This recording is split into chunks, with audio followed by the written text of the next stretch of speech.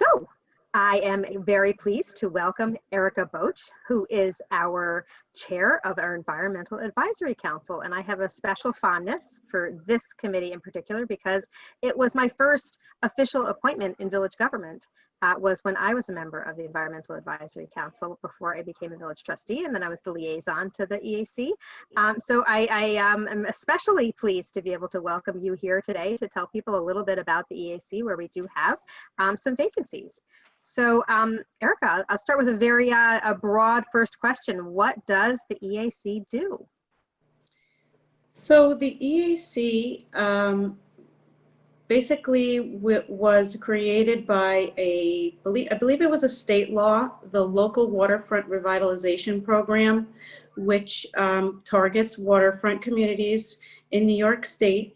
And we have a certain set of criteria that we follow, a framework that was provided by the state, and we review construction projects and other I would say earth moving projects, not necessarily building, but any sort of, as I said, earth moving projects in the area that is defined by the LWRP, which which I said before is the Local Waterfront Revitalization Program.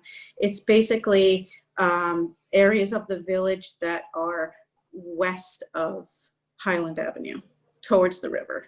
So we receive projects from many different construction projects in the village, and we look at those projects with an eye towards the environmental criteria and considerations that are outlined in the LWRP.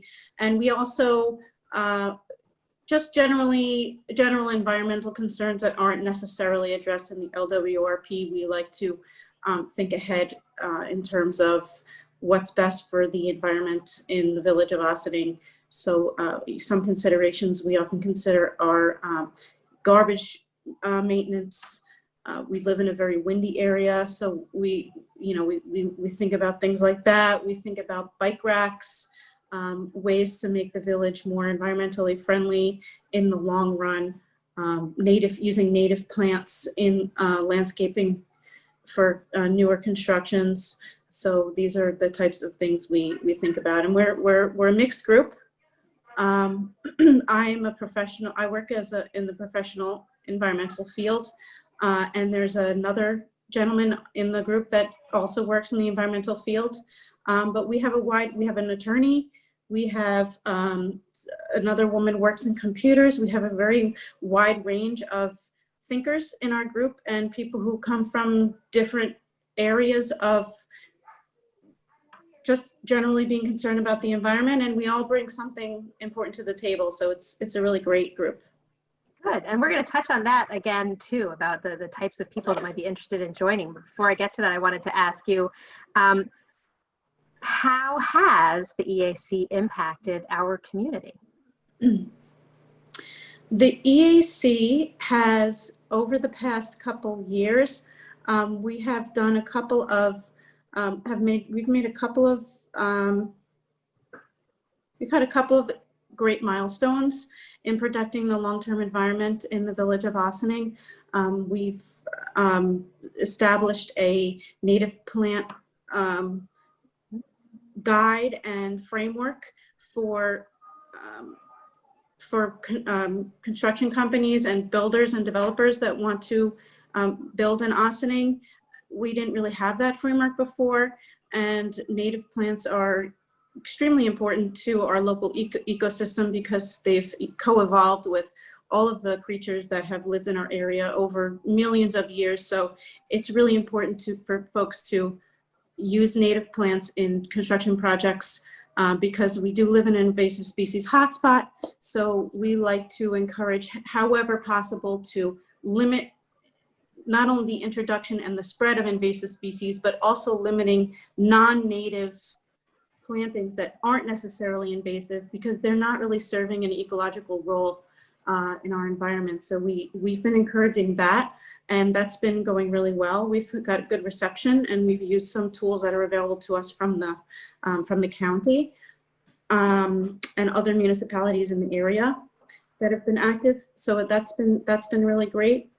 This past year, we also worked very hard to pass a wetland protection legislation in the village of Ossining, which we were one of the only municipalities that didn't have any wetland laws. And so even though we are a small village and there is sort of a very limited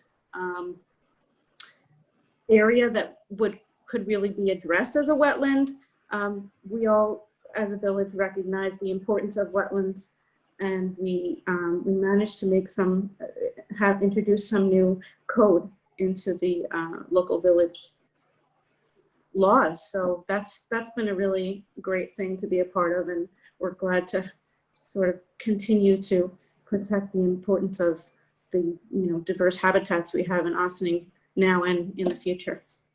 Yes, and actually that's something that you brought to our attention as something that was missing, and it's a good opportunity for me to explain to people. We have a lot of committees that have a particular area of focus, and this is obviously the committee that focuses on concerns that are environmental concerns. And while the EAC is tasked with specifically being required to respond to proposed developments that are encompassed in the LWRP, as Erica was saying, but also to be able to provide us with broader recommendations when you see gaps like that. And so you recommended that we consider it, and some of the things that we consider, and then we had a draft, we brought it back to you, and you gave us recommendations of where you think we might tweak it or strengthen it or change it.